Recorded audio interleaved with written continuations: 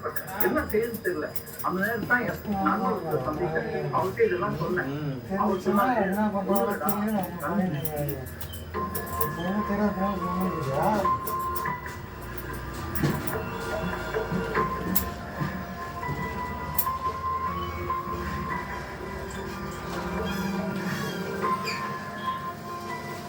ஒரு கண்திருஷ்டி கவசம் வாங்கி அவர் சொன்னபடி ஒரு கண்திருஷ்டி கவசம் வாங்கினேன். அந்த கண்திருஷ்டி கவசம் ஒரு தருணம் ஒரு கண்திருஷ்டி டாலர் அந்த மூலத்தை கைது மாட்டிட்டேன்.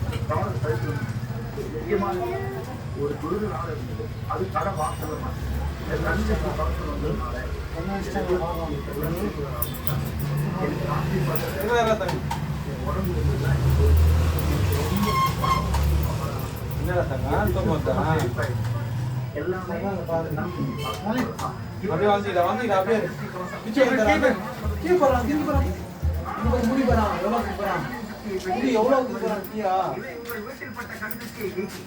சக்திகளின் பார்வையை விலக்கி நிம்மதியான வாழ்க்கையை அமைய செய்து இந்த கண்திருஷ்டி கவசத்தை உடனே பெற ஸ்கிரீனின் திரையை என்னை தொடர்பு கொள்ளுங்க.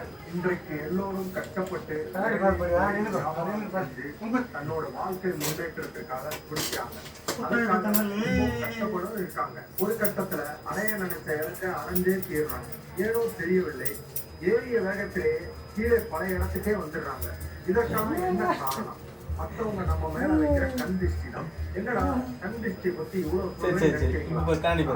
கோயிலுக்கு போறேன், பூஜை பண்றேன், ஆனாலும் என்னால ஒரு துளி கூட முன்னேறவில்லை. இதற்கெல்லாம் காரணம் என்னவா இருக்கும்னு நினைக்கிறீங்க? கண்திஷ்டி தான். கடவுளுக்கே கண்திஷ்டிப்படுது இல்லையா?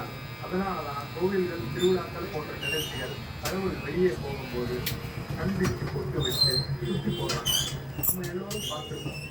கடவுளுக்கே கண்திஷ்டிப்படுதுடா. நம்மளாம் சாதாரண வயதில் கண்திஷ்டிப்படாத. என் பேரு சுந்தர பாண்டியன். நான் பிரைவேட் கம்பெனில மேனேஜரா வேலை பார்க்கிறேன். அதுக்கப்புறம் அந்த இடத்துல அழகான வீடு கட்டணும்னு எங்க 2 பேருக்குமே ஆசை. ஏன்னா வீடு தானே எல்லாமே. கொஞ்சம் கொஞ்சமா பணம் சேர்த்து லோன் போட்டு கன்ஸ்ட்ரக்ஷன் ஒர்க் ஸ்டார்ட் பண்ணோம். பேஸ்மெண்ட்லாம் போட்டு வீட்டோட வேலை பாதி முடிஞ்சிருச்சு.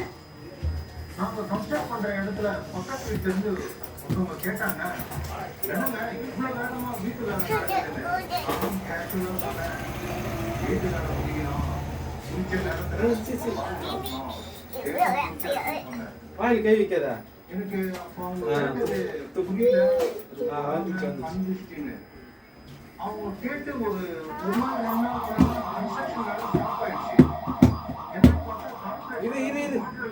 வீட்டு முன்னாடிதான் வருதுன்னு சொன்னாங்க. என்ன பண்றதுன்னு தெரியல. யார்கிட்ட போய் சொல்றது, கேட்கறது எதுவுமே புரியல. நல்லா போயிட்டு இருந்த வேலை திடீர்னு என்ன ஒண்ணு